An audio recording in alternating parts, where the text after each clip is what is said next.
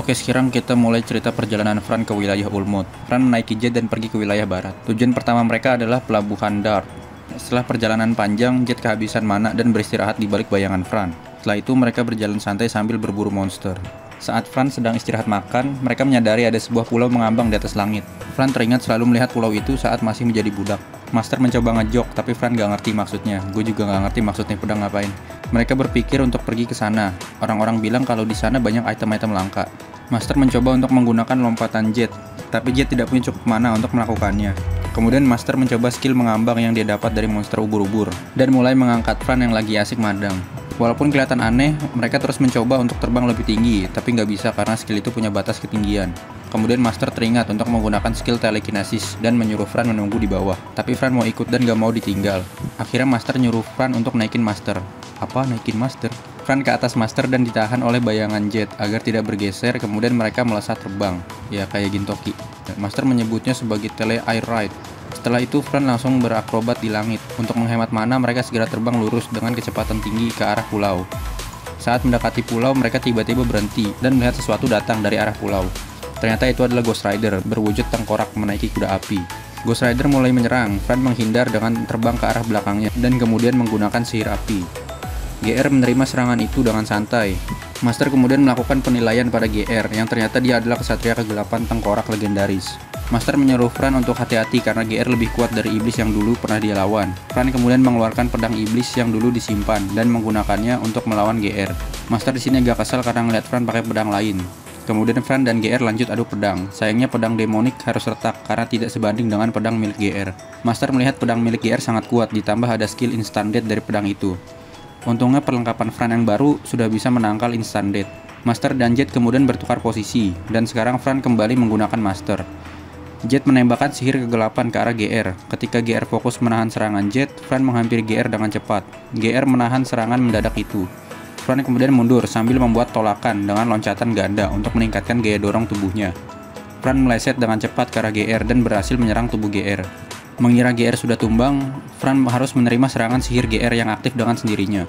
Master menyuruh Jet untuk menangkap Fran, sayangnya Jet telah kehabisan mana dan ikut terjatuh. Jet kemudian kembali ke bayangan Fran. Master ingin menggunakan skill telekinesis, namun Master juga kehabisan mana. Melihat Fran terjatuh, GR membiarkan Fran dan tidak mengejarnya. Fran dan Master mencoba untuk mengatasi situasi mereka sekarang. Fran mengaktifkan multiple jump untuk memperlambat kecepatan. Karena tarikan Newtonnya yang lebih kuat, membuat sihir itu tidak mampu menahannya. Mereka lalu mencoba untuk mengaktifkan float dan multiple jump berkali-kali dengan sisa mana yang dimiliki oleh Fran. Tetapi hasilnya masih sama, semua sihir itu tidak kuat menahan tekanan. Sampai akhirnya mereka melihat sebuah rumah di bawah. Fran kehabisan mana ketika ingin mengaktifkan sihir terakhir. Hal itu membuat mereka terjatuh dan menghancurkan atap rumah. Entah bagaimana pada akhirnya Fran selamat dan hanya sakit di bagian pantatnya sedikit. Rumah tempat mereka terjatuh tampaknya adalah sebuah kebun dalam ruangan karena banyak tanaman yang dibudidayakan di sana. Saat itu muncul suara langkah kaki dari balik bayangan. Dan ternyata yang muncul adalah Ainz yang masih cupu. Ketika Fran ingin menyerang, Ainz ketakutan dan meminta belas kasihan. Kayak daripada Ainz lebih mirip si Ark ini mah ya. Ainz kemudian minta maaf dan memperkenalkan diri kalau namanya adalah Bernardo. Karena dia punya nama, Master berpikir dia adalah familiar milik orang lain. Setelah itu muncul orang lain lagi yang teriak-teriak dan menanyakan keadaan yang sedang terjadi. Orang itu adalah kenalannya Amanda. Ya tentunya Fran di sini belum tahu. Orang itu memberitahu kalau dia adalah iblis. Dia tidak bisa memaafkan orang yang ingin mencuri di fasilitas penelitian spektre miliknya. Fran memberitahu kalau dia bukan pencuri dan habis jatuh dari langit. Fran kemudian menanyakan nama orang itu. Dia memperkenalkan dirinya sebagai Jin Dovi, The Supreme Overlord bla bla bla The Ultimate Necromancer. Ya panjang banget titlenya sampai ngalahin Pak Lurah. Jin kemudian ngajak Fran nyantai dan minum kopi di ruangan bawah tanah miliknya. Fran awalnya agak curiga karena minuman yang dikasih tampilannya aneh. Fran kemudian cerita tentang dia yang mau ke pulau mengambang. Master seperti biasa melakukan penilaian pada Jin dan statusnya muncul. Master berharap kalau Jin ini bukan orang jahat. Fran kemudian dengan polosan nanya ke Jin untuk memastikan kalau dia bukan orang jahat. Jin gak nyalahin Fran kalau mencurigai dirinya, tapi secara praktis pengguna spektre seperti Jin ini banyak membantu orang. Contohnya mayat-mayat yang dibuang di suatu tempat biasanya akan dirasuki oleh roh-roh penasaran dan berubah menjadi undead. Sebelum itu terjadi, para Spectremancer ini menggunakan mayat-mayat itu menjadi hal yang lebih bermanfaat. Go green sekali karakter Jin ini. Jin kemudian nawarin Fran kalau Fran mati untuk datang ke Jin supaya diubah jadi undead kelas atas. Setelah itu Fran coba nanyain Jin soal Amanda. Entah kenapa Jin jadi diam dan parno sendiri karena Fran bawa-bawa nama Amanda. Jin berpikir kalau Fran ini dikirim oleh Amanda ke tempat ini. Jin tiba-tiba menggebrak meja dan marah-marah sambil nangis. Dia curhat kalau Amanda selalu gunain dia seperti alat. Amanda cuma peduli sama anak kecil dan selalu ngancem Jin. Setelah beberapa saat, Jin sudah lebih tenang dan Fran ngasih tahu kalau dia bukan kiriman Amanda. Setelah itu, Bernardo menjelaskan kerusakan yang ada di ladang tadi akibat Fran yang terjatuh. Bernardo jelasin kalau ada beberapa area ladang yang rusak. Jin jelasin kalau tanaman itu adalah dead nettle. Tanaman itu tidak bisa tumbuh sembarangan. Tanaman itu juga bisa digunakan untuk menyerang undead. Ya, pada intinya Jin ini jelasin kalau dead nettle adalah produk langka dan sulit dibudidayakan. Mendengar itu, Fran merasa bersalah dan meminta maaf. Fran bertanya berapa harga yang harus dia ganti untuk itu. Tapi Jin menanam dead nettle ini bukan untuk uang. Jadi Jin menyarankan hal lain dengan memberikan quest kepada Fran. Tapi sebelum itu, Jin menyuruh Intelligence Sword milik Fran untuk berbicara terlebih dahulu.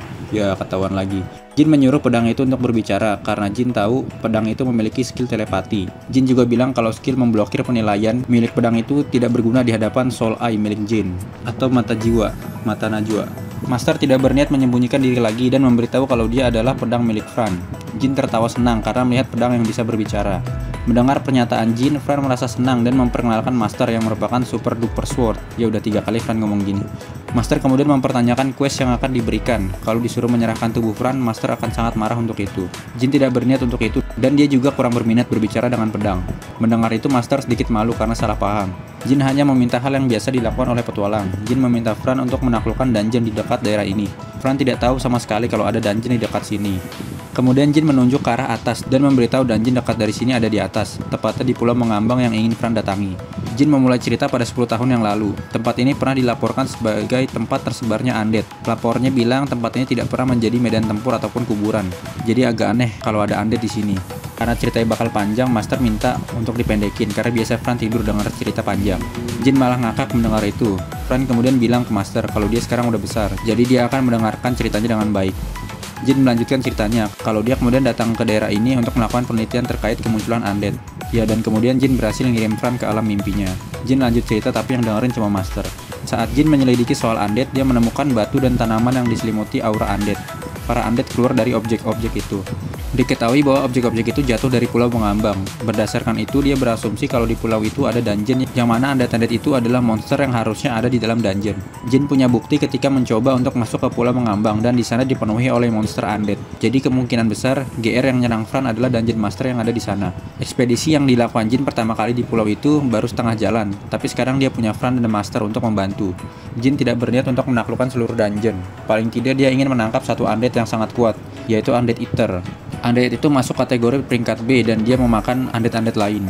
Dulu Jin sampai harus mengorbankan banyak undead miliknya untuk menahan Undead Eater dan menyelamatkan hidupnya. Rencana awalnya Jin mau menggunakan tanaman dead nettle yang telah dihancurkan oleh Fran, tapi menurut Jin punya member tambahan kemungkinan lebih baik. Jin juga meyakinkan mereka untuk tidak khawatir karena Jin juga seorang petualang. Mereka akan diberi hadiah atas usahanya. Fran tiba-tiba terbangun mendengar Jin adalah seorang petualang. Jin kemudian menunjukkan kartu guild miliknya yang berwarna silver. Jin adalah petualang peringkat B dan dia punya julukan Jit the Deathbringer atau pembawa kematian. Dia dapat gelar itu saat terjadi perang Leidus. Jin banyak membunuh musuh dan menghidupkannya kembali dari kematian untuk memperkuat pasukan, dan itu sangat membuat takut pasukan musuh. Maka dari itu dia dapat gelar pembawa kematian. Sebenarnya Jin gak suka dengan gelar itu, padahal dirinya lebih baik daripada yang orang lain pikirkan. Mereka kemudian bermalam dan akan pergi besok pagi. Master yang selalu terjaga mendengar suara-suara aneh pada malam itu. Orang biasa mungkin akan sangat ketakutan, tapi Fran dengan santainya bisa tidur pulas. Keesokan paginya, Jin melakukan ritual pemanggilan overspec undead dan memanggil naga tengkorak. Jin menamainya Andi. Setelah dicek, ternyata skeleton wyvern. Overspec ini membuat monster panggilan jadi lebih kuat. Master memastikannya dengan wyvern yang pernah dia lawan. Sayangnya undead seperti ini hanya bertahan 24 jam.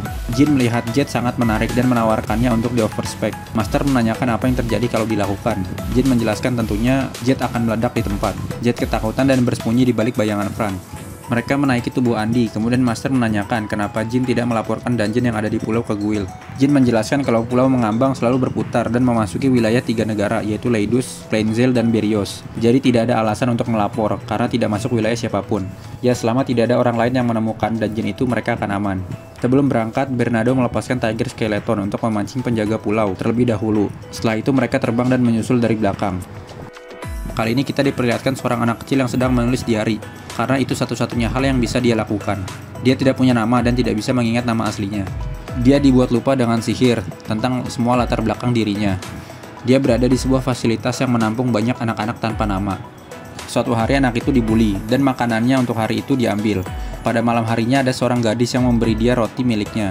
Di hari lainnya dia dipukuli dan dijadikan tempat pelampiasan stres. Kemudian ada anak laki-laki yang menyelamatkannya, tapi anak itu juga ikut dipukuli.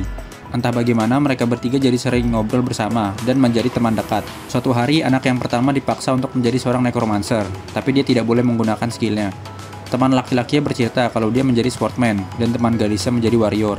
Mereka bercita-cita menjadi seorang petualang dan membentuk kelompok ketika keluar dari tempat itu. Namun beberapa hari kemudian, banyak anak-anak yang dibawa ke suatu tempat.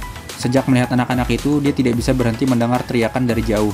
Dia sangat mengkhawatirkan kedua temannya, sampai gilirannya tiba, tangan anak itu harus dipotong. Kita kembali ke perjalanan Fran dan kawan-kawan. Baru sadar lagi itu mirip Ainz. Saat ini Jin sedang membaca sebuah buku, lebih tepatnya sebuah diari yang didapat Jin dari salah satu tempat yang pernah dia teliti. Diari itu bercerita tentang seorang anak yang tidak punya nama. Dikatakan kalau dulu pernah ada eksperimen yang dilakukan di Pulau Mengambang. Saat mereka sedang mengobrol, muncul sesuatu dari arah pulau. Kali ini bukan GR yang muncul, tapi semacam kerangka burung. Kerangka macan terbang milik Jin sedang melawannya, namun sebagian lain mengarah ke tempat mereka. Mereka bersiap melawan, karena terlalu banyak mereka membagi tugas. Fran mengeluarkan Phantom Sword, kemudian Master dan Jet juga akan ikut membantu melawan semua undead itu. Mereka terus melawan undead yang tidak ada habisnya. Master bisa memulihkan kekuatannya, karena dia menyerap kristal milik para undead. Tetapi kalau begini terus, yang lain akan kelelahan. Tak lama setelah itu, muncul suara tembakan dan ledakan yang menghancurkan undead milik Jin. Ternyata itu adalah sistem perlindungan milik Pulau Mengambang. Salah satu tembakan mengenai Andre. Translatornya kayaknya ganti jadi Andre sekarang. Karena serangannya terlalu kuat, mereka mencoba bergerak cepat ke arah pulau. Jin mengeluarkan undead tipe slime untuk membungkus bagian tubuh Andre. Jin meminta mereka semua untuk masuk ke dalam tulang rusuk Andre. Andre kemudian bergerak cepat sambil menahan tembakan dari pulau. Andre kemudian mengeluarkan cahaya dari mulutnya dan menembakkan serangan ke arah undead-undead yang mengejarnya. Serangan itu sekaligus menjadi pendorong tambahan untuk menambah kecepatan Andre. Saat mencapai pulau, mereka terhalang dengan barir pelindung. Tapi Andre terus mendorong dengan serangan dari mulutnya hingga berhasil menembus barir. Mereka mengarah cepat ke tanah dan langsung menghantamnya sampai menghancurkan pohon-pohon di sekitar. Mereka berhasil selamat karena berada di dalam slime. Sayangnya Andre harus tamat dan hanya menyisakan bagian kepalanya. Jin sangat menghargai perjuangan Andre dan mulai merapalkan sihir purification atau penyucian untuk Andre. Mereka kemudian mulai pergi ke arah tengah pulau. Selama perjalanan mereka hanya menemukan undead-undead lemah. Master meminta Jin untuk membiarkan Master mengambil mana kristal monster-monster yang ada di dalam dungeon. Jin gak masalah soal itu, tapi dia menanyakan tujuannya. Karena Master gak jawab, Jin menggunakan Soul Eye miliknya. Jin mengetahui jelas kalau kegunaan kristal-kristal itu untuk memperkuat diri Master. Master agak kesal dengan skill milik Jin. Kemudian Jin ngasih tahu kalau di dungeon ada monster yang punya skill untuk menyembunyikan kekuatan. Master bisa menargetkan monster itu jika tidak ingin dirinya terus-terusan ke expose. Setelah itu mereka akhirnya sampai di dungeon Pulau Mengambang, dan petualangan baru mereka akan